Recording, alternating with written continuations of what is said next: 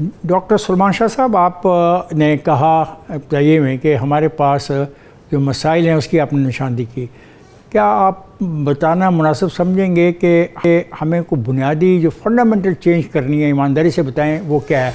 क्योंकि आप बहुत करीब रहे हैं इस सारे मामलात में, पॉलिसी के मामलात में, प्लानिंग के मामलात में, एग्जीक्यूशन के मामलात में। तो आपका दिल क्या कहता है कि हमें क्या करना चाहिए, ऐसी चीज़ जिससे हम 4 पैसे फॉरेन एक्सचेंज के कमा सकें? टैक्स इतना ज़्यादा हो गया है कि अब कोई काम मुनाफे बख्श नहीं रहा। सर दुनिया में भी जो टैक्स लगते हैं शाह साहब, दुनिया में भी जो टैक्स लगते हैं ना, इस तरह के टैक्स नहीं लगते। हमारे टैक्स ज़रूरत से बहुत ज़्यादा है। हमारा अगर सेल्स टैक्स ही देख लें 18%, 20%, फिर उसके बाद पेट्रोल के ऊपर आप पेट्रोलियम लेवी देख लें। आई एग्री विद यू कि बहुत ज़्यादा हैवी टैक्स लगा रहे हैं। हैवी टैक्स है और बड़ी छोटी बेस पे है, और उसमें फॉर्मल सेक्टर के ऊपर ज़्यादा से ज़्यादा टैक्स है। अगर आपने टैक्स को कम नहीं किया तो आपकी इन्वेस्टमेंट नहीं हो सकती, और हमें पता है कि अगर इन्वेस्टमेंट नहीं होगी तो ना नौकरियां मिलेंगी, ना ग्रोथ होगी, ना एक्सपोर्ट्स होंगी, ना टेक्नोलॉजी आएगी। सो नंबर 1 आपका जो फोकस है वो ये है कि ब्यूरोक्रेसी के चुंगल से निकालें। तो उसको मैं कहता हूँ डाउन साइजिंग जो है वो सीरियसली करनी है। 50 मिनिस्ट्रियाँ फेडरल गवर्नमेंट, 50 मिनिस्ट्रियाँ प्रोविंशियल गवर्नमेंट में, ये आपको आधी करनी पड़ेगी। 20-20, 25-25 मिनिस्ट्री से आपको काम चलाना पड़ेगा।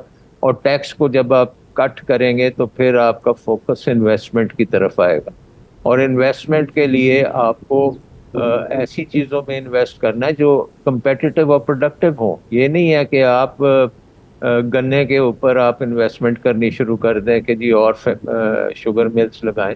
उस किस्म की आपको इन्वेस्टमेंट नहीं चाहिए। आपको इन्वेस्टमेंट चाहिए जो मॉडर्नाइज करे पाकिस्तान की इकोनॉमी को, पाकिस्तान की एग्रीकल्चर को। और जो खालिद साहब ने बातें की हैं कि सीड इंडस्ट्री क्यों नहीं है पाकिस्तान में। अगर आप हॉलैंड को देखते हैं, वहाँ से हम पता नहीं कितने अरब डॉलर्स के बीज मंगाते हैं, तो क्यों नहीं पाकिस्तान में बनते? इसलिए नहीं बनते क्योंकि सरकार ने उसके ऊपर कब्जा किया हुआ है। सरकार ने अपनी इंस्टीट्यूशंस बनाई हुई हैं जहाँ पे रिसर्च होती है और उसमें से कुछ निकलता नहीं। सो आपको एक निज़ाम बनाना पड़ेगा जिसमें सीड इंडस्ट्री जो है वो फूले फले, पेस्टिसाइड्स जो हैं वो बेहतरीन किस्म की बने, उसके बाद पानी की जो मैनेजमेंट है वो बेहतर हो। तो आपको ये सारा निज़ाम जो है एग्रीकल्चर को ब्यूरोक्रेसी के पंजे से निकालना है। वो अगर आप नहीं निकालेंगे तो ये बात आगे नहीं चलेगी। इसी तरह आपको इंडस्ट्री में भी, आप ऑटो पार्ट्स की बात कर रहे हैं, लेकिन आप देखें कि गाड़ियों के ऊपर तो आपने इतनी इतनी प्रोटेक्शन दी हुई है कि वो यहाँ पे गाड़ी जो बनती है वो एक्सपोर्ट कभी हो ही नहीं सकती, और कंज्यूमर जो है वो पे करता है, और उसमें आपकी कोई तरक्की नजर नहीं आती। इसलिए आपको इसको भी कम करना पड़ेगा। Let me talk to Fahad. एक मिनट मैं आपको बता दूं कि मैंने अभी एक आर्टिकल लिखा है, उसमें मैंने कहा जी आपको 8 डीज करनी पड़ेंगी। डीज का क्या मतलब है? नंबर 1 आपको इसको डाउन साइजिंग करनी पड़ेगी। नंबर 2 आपको डी रेगुलेशन करनी पड़ेगी, यानी कि आपने जितने हर्डल्स बनाए हुए हैं इन्वेस्टमेंट के वो आपको ख़त्म करने पड़ेंगे। नंबर 3 आपको डिजिटाइजेशन करनी पड़ेगी कि ब्यूरोक्रेसी को आप टेक्नोलॉजी से रिप्लेस कर सकें। उसके बाद आपको डिसेंट्रलाइजेशन करनी पड़ेगी, यानी कि आपको लोकल लेवल पे लोकल गवर्नमेंट बनानी पड़ेगी जहाँ पे आपको इकोनॉमिक जो डिसीजंस हैं वहाँ पे करनी पड़ेगी। अगर सरगोदा पे आई एग्री विद यू, उनके ऊपर रिसर्च वगैरह होनी चाहिए। तो मेरा कहने का मतलब है, और इसके साथ अखीरली 2-3 जो डीज हैं उसमें ड्यू प्रोसेस ऑफ लॉ है, और उसके बगैर आपकी कोई इन्वेस्टमेंट नहीं आ सकती। और आखिरी डी जो है वो डेमोक्रेसी है। डेमोक्रेसी के बाद भी आप नहीं चला सकते इकोनॉमी को। सो आपको ये सारी चीजें करने की जरूरत है। आपको ब्यूरोक्रेसी के मैं समझ गया आपने 2 पॉइंट कहे हैं। आपने कहा कि ब्यूरोक्रेसी को कम करो और इन 8 डीज के ऊपर काम करो। This is what you have said. यही आपने कहा ना, टैक्सेस कम। ओके, फहद ये कह रहे हैं कि जो आपका एक तजवीज़ है कि हम कारें बनाएं, मोटरें बनाएं, गाड़ियाँ बनाएं, ये कहते हैं कि इतना काबिल अमल चीज़ नहीं है। आप फहद इसके बारे में क्या कहते हो?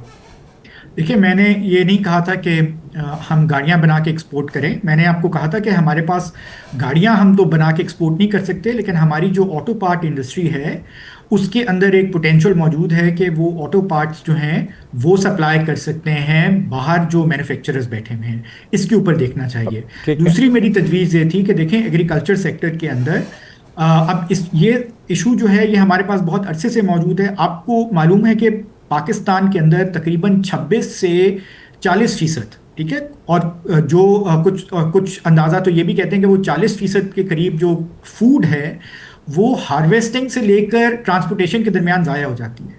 ये तकरीबन $4 बिलियन की फूड बनती है जो कि हम हर साल ज़ाया कर देते हैं, ठीक है। यहाँ पे आपके पास एक बहुत क्लियर कट पॉलिसी मौजूद है कि आपने अपनी लॉजिस्टिक्स को इम्प्रूव करना है, आपने फूड स्टोरेज को इम्प्रूव करना है। इससे ना सिर्फ दही इलाकों के अंदर एम्प्लॉयमेंट जनरेशन होगी, बल्कि जाहिर बात है उसके साथ साथ इनकम जनरेशन भी होगी। तो ये एक बिल्कुल सीधी सादी सी पॉलिसी है। इसके अंदर जो है आपको कोई बहुत इसकी डेवलपमेंट के लिए कि बहुत लंबा चौड़ा अरसा भी नहीं चाहिए। आपको सिर्फ और सिर्फ एक ऐसी इन्वायरमेंट चाहिए जिसके अंदर प्राइवेट इन्वेस्टर जो है वो आके इसके अंदर इन्वेस्ट कर सके। उसको इस बात का कुछ उसको एहसास हो कि जी अच्छा, वो जब इसके अंदर इन्वेस्ट करेगा तो उसके अंदर से कुछ मुनाफा भी बना सकेगा। और ये फैसिलिटीज़ जो है, और इसी से लिंक आप जो देखें हमारे पास जो आप कह रहे थे कि किन सेक्टर्स के अंदर हम इंडस्ट्रियलाइज कर सकते हैं, मैंने ऑटो पार्ट्स की तो बात की थी एक्सपोर्ट के हवाले से। एक और जो हमारे पास एक्सपोर्ट के हवाले से है वो एग्री फूड इंडस्ट्री है। आप एग्रीकल्चर जो है उसको आप थोड़ा सा अलाइन करें और उसके अंदर जो प्रोडक्शन है उसको आप बैनुल अक़वामी स्टैंडर्ड्स के मुताबिक लेकर आएं, तो आपके पास इतना सरप्लस है कि आप इतना से सरप्लस जनरेट कर सकते हैं आपके, अगर आप उसको बाहर एक्सपोर्ट भी कर सकें। अब आप मतलब हमारी पॉलिसी के साथ के बारे में आप क्या मतलब देखें कि पिछले साल आपने किसान को 3,500 रुपये मन गंदम पे दी तो आपके पास शॉर्टेज हो गई। अब आप 5,500 रुपये मन देकर आप बाहर से इम्पोर्ट करा रहे हैं। आप अपने किसान को 4,500 मन दे देते तो शायद वो आपको बम्पर क्रॉप दे। डॉक्टर साहब, आप ये कह रहे हैं कि हमारे पास प्रॉपर पॉलिसीज़ नहीं है। This is what you are saying ना? जी जी okay, जी, ठीक है। अब बड़े मज़े की बात है कि आज इस प्रोग्राम में किसान की बड़ी बात हुई, उसकी फेवर में बड़ी बात हुई, आपने भी की, सलमान शाह साहब ने भी की। आए चलते हैं किसान के नुमाइंदे खालिद हुसैन के पास। खालिद साहब, आपके हक़ में बड़ी बातें हो रही हैं, तो आप इसको कैसे देखते हैं कि सिर्फ ये बातें ही आपके हक़ में हो रही हैं कि अमली तौर पे आपके पास भी कोई तजवीज़ है to earn more money from abroad? और ये बहुत अच्छी बात की फैज साहब ने कि हम अगर अपनी सब्जियों को, अपने फलों को प्रॉपर्ली बाहर भेज सकें, उनकी वो क्वालिटी बना सकें जो इंटरनेशनल क्वालिटी की रिक्वायरमेंट है, तो इस पर आप बात क्या करना चाहेंगे? जी, बहुत शुक्रिया सारे दोस्तों का। इफ्तिखार भाई, मैंने पहले भी आपको यही अर्ज़ की है कि पाकिस्तान में अगर ज़रा मुबादला लाना है तो ज़राअत के अलावा ईजी जो रास्ता है और जल्दी वो यही है। इस पे ना आपको इन्वेस्टमेंट है, सिर्फ 3-4 चीज़ों पे है।